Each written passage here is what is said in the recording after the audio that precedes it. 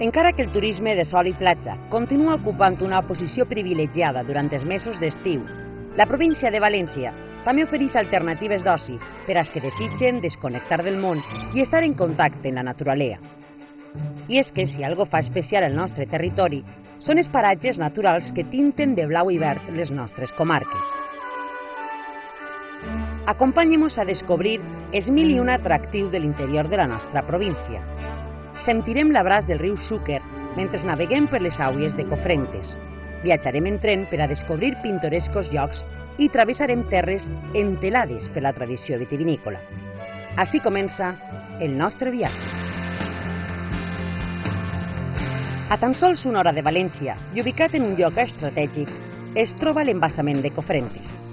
Un recés de pau on el viatger més exigent descobrirà que per a disfrutar de la naturalesa no cal recórrer molts quilòmetres. Dos embarcacions ens esperen en l'antic embarcador per a emprendre travessia per les tranquil·les aules que banyen els paratges de Cofrentes y Cortes de Pallars. Es la única ruta navegable que hay en la Comunidad Valenciana. Es una ruta muy bonita, solo se puede visitar en barco, ya que recorre los cañones del Xúquer y es una duración aproximada de unos 90 minutos. Es una ruta que ha tenido mucho éxito en Valencia. Aquí pasas un día completo y esa sensación de expansión y de empaparte de naturaleza es algo increíble.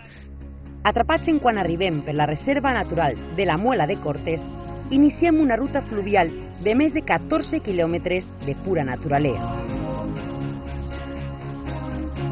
I què millor que comptar en un acompanyant d'excepció. Un guia que ens acompanya durant tot el viatge, explicant-nos els detalls més interessants sobre la fauna i flora d'aquest entorn i les propietats medicinals d'aquestes aules. La màgia del lloc no deixa indiferent a cap viatger. En el més fons del Xúquer fotografiarem les abruptes muntanyes que sobreïxen de la Muela, protagonitzant un imponent paisatge de més de 400 metres d'alçada. He venido 3 veces. Resulta ser que yo tengo una amiga que es de aquí del pueblo y ella fue la primera vez que me dijo que viniera. Entonces me ha gustado y cada vez hemos venido pues con más amigos y nos lo pasamos bien a pasar el día. Además que lo tenemos al lado de casa y no hace falta irnos a la otra punta de España. Visitarem també els antics canons del Xúquer i les seues cascades. I en el més alt d'un penya-segat contemplarem l'antic castell de Xirel. Construït pels moriscos en el segle XV, va ser un punt estratègic per a flanquejar les goles del riu Xúquer. Continuem disfrutant de l'intacte paisatge en el suau balanceig i arribem a una xicoteta illa on el temps pareix de tindre's. Me encanta porque tiene un encanto, pues eso, que es muy natural, te lo pasas muy bien con los amigos y la verdad que hay que venir porque pasas un día estupendo, haces un recorrido muy bien, luego comes muy bien y la verdad que me gusta. Per als amants de les sensacions fortes, Cofrentes també acull un parc multiaventura amb desenes d'activitats per a xiquets i adults. Entre les moltes pràctiques que poden realitzar destaquen el tir en arc, el descens en tirolina, l'escalada o el paintball. En definitiva, un racó d'aventura i diversió en ple contacte amb la naturalesa. Ja recuperats, ens desplacem al balneari Hervidero de Cofrentes per a prendre el tren que ens portarà a conèixer un dels llocs més bells d'esta vall. Observen el relleu dels barrancs i muntanyes, descobrint una vegetació mediterrània que creix a la vora del riu Cabriel. I sense donar-nos compte, ja estem en la comarca d'Utgell-Requena, concretament en la pintoresca població de Casas del Río, localitat que alberga racons tan entrañables com este. Bueno, pues disfrutar de este ambiente, este paraje tan hermoso que tenemos, y mejor que esto no lo va a encontrar en ningún país extranjero. Una tradicional sénia de fusta del segle XVIII dona la benvinguda a tots els visitants que creuen el pont del Cabriel i es regala una panoràmica tan bella com esta. Continuem el nostre viatge i arribem a un lloc on els ceps es fonen en el paisatge per a conèixer l'apassionant món del vi. Estem parlant d'unes terres entelades per la cultura vitivinícola. Tant és així que més de 100 cellers de la zona viuen de les seues vinyes.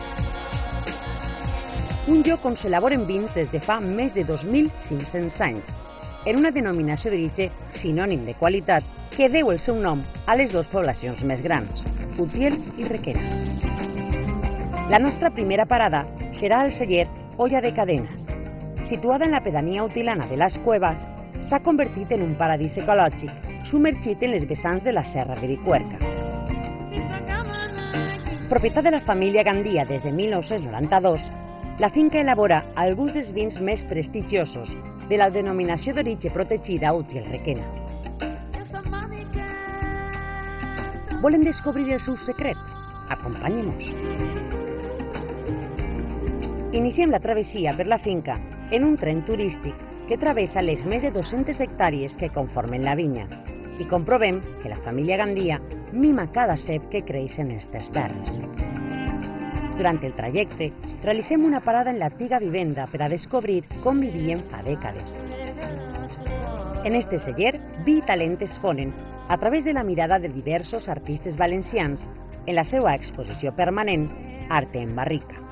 Un espai on les barriques són el llenç d'inspiració per a atorgar un més que merescut homenatge a una cultura ancestral com és la del vi, fusionant al límit la tradició, la innovació i el desenrotllament. La sala de barriques, ubicada a peu de vinya, alberga més de 15.000 tonells centenaris on els caldos aconsegueixen la seva preada maduresa. Proseguim en la nostra ruta i arribem a la localitat veïna de Requena. Allí ens esperen els cellers Torreòria. Una infinitat d'emocions en forma de grans vins.